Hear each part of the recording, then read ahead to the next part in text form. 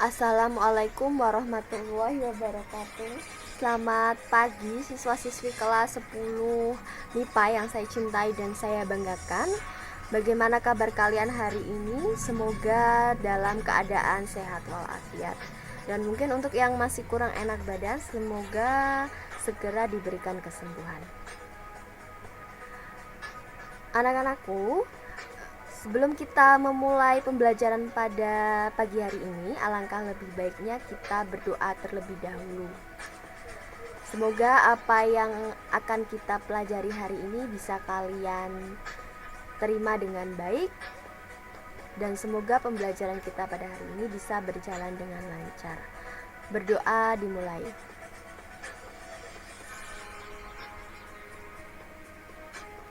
Berdoa selesai.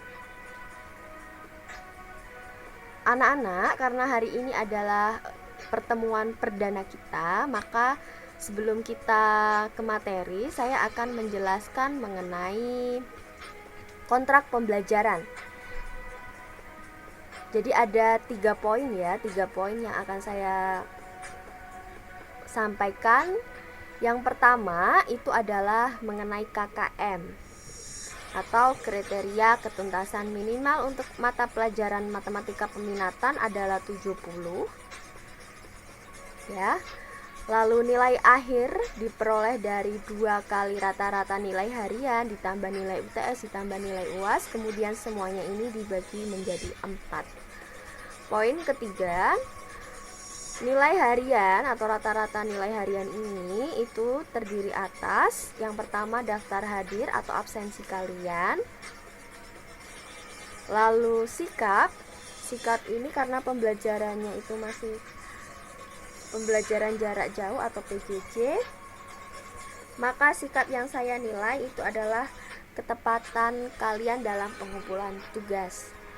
Selanjutnya adalah tugas-tugas. Tugas-tugas ini nanti biasanya saya tidak berikan terus, hanya beberapa kali saja agar kalian lebih fokus ke materinya ya.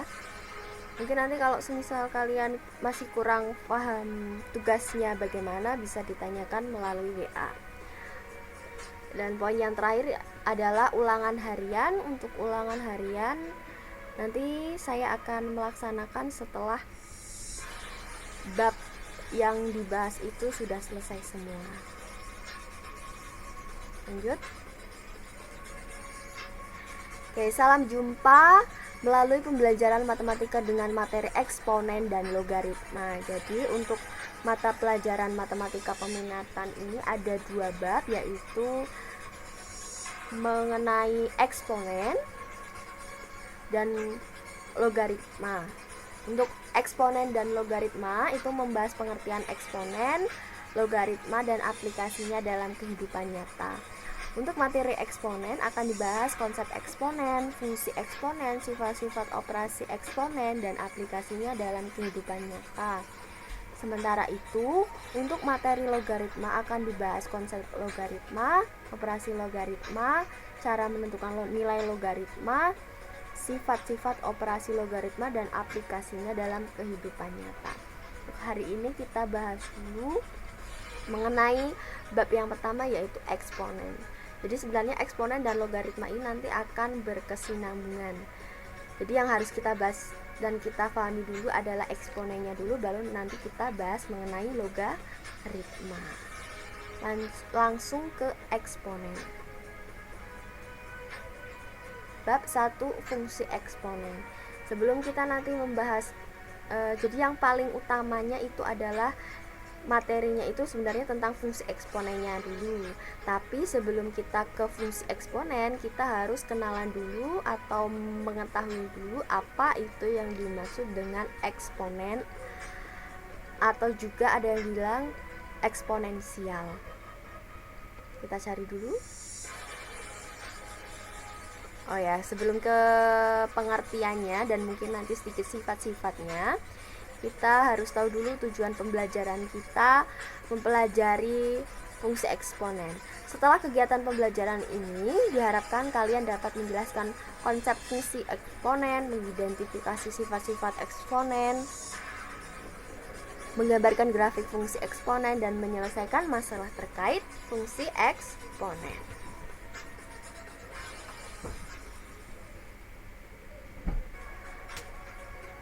Kita ke pengertiannya dulu. Eksponen atau eksponensial adalah bentuk perkalian suatu bilangan yang sama secara berulang-ulang.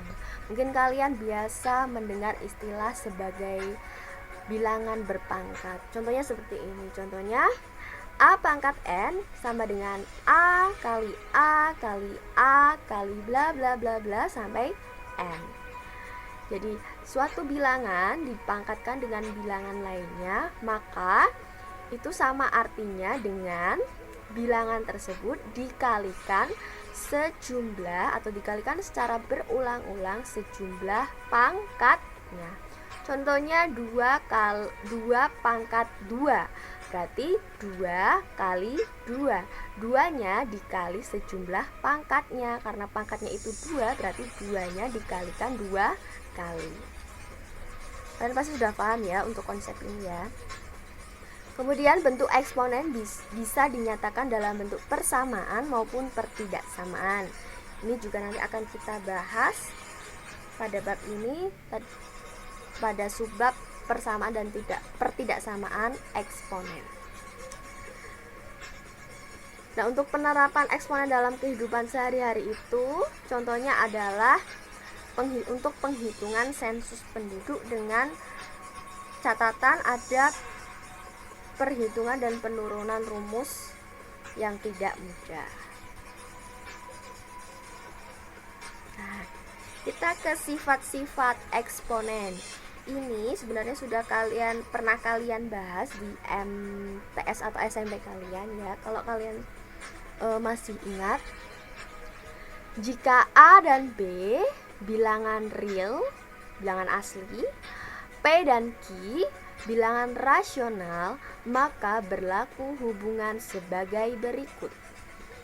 Yang pertama, A pangkat P kali A pangkat Q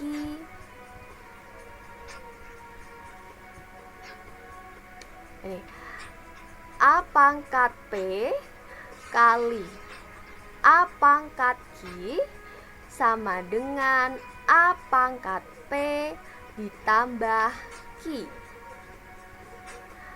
Dengan catatan bilangan realnya nilainya sama. Contohnya bagaimana? Contohnya adalah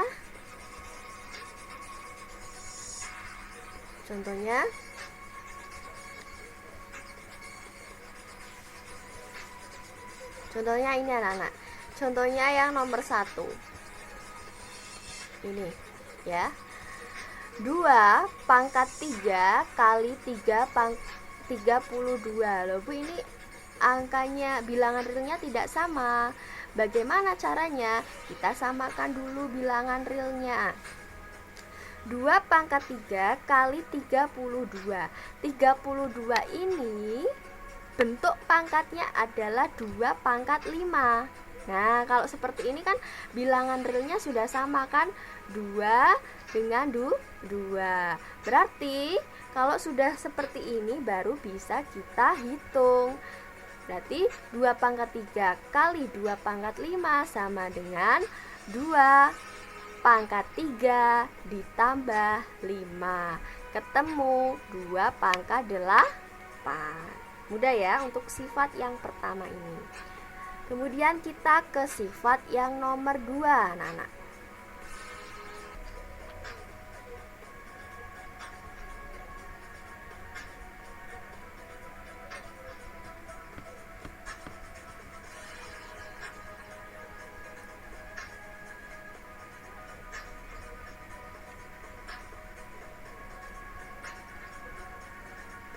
Contohnya ini yang nomor B ya. Yang B ini 7 pangkat 6 dibagi 49.